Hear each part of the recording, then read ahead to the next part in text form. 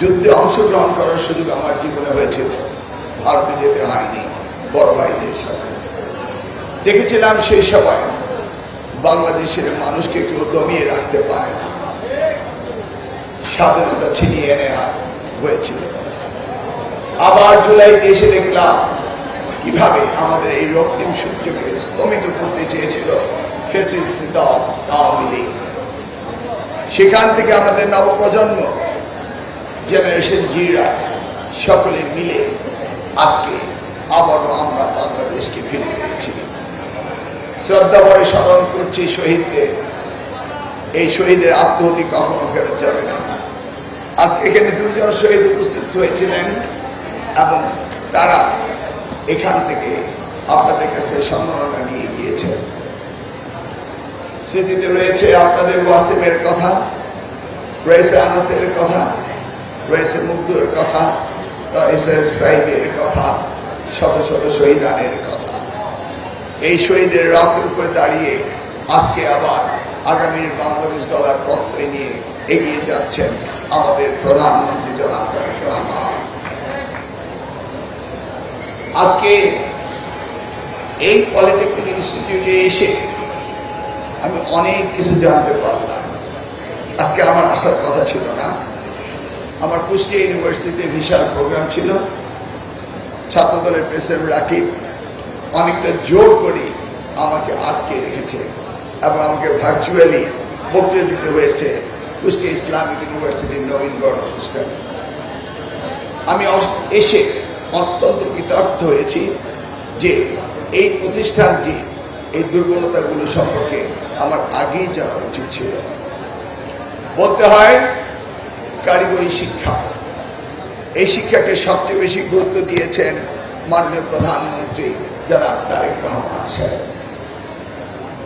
আমি 2006-এ মন্ত্রিত্ব যাওয়ার পর প্রতিনিয়তই কারাগারে থাকতাম এবং কোন দুর্নীতির মামলা নয়, মোবাইল ছিনতাই, ভ্যানিটি ব্যাগ ছিনতাই, আমি আমার স্ত্রী নাজমুন দেবী সহ এই ধরনের অনেক মামলা দিয়ে প্রায় 3.5 বছর আমাকে কারাগারে রাখা হয়েছিল।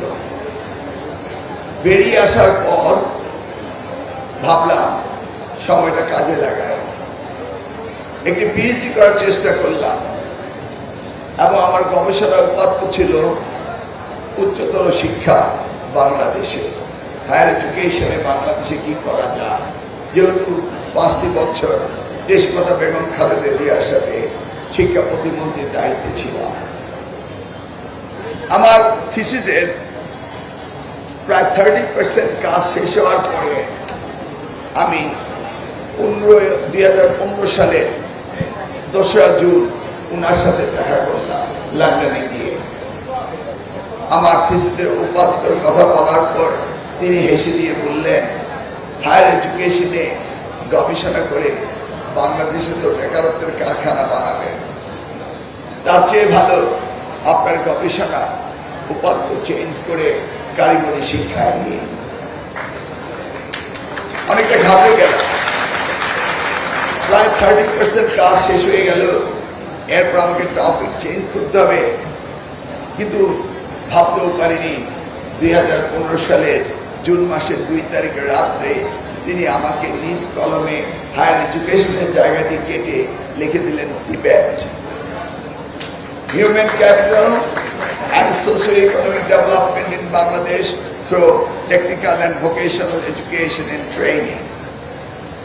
আর্থসামাজিক উন্নয়নে কারিগরি শিক্ষার ভূমিকা কি হবে এই নিয়ে তিনি আমাকে গবেষণা করতে বললেন।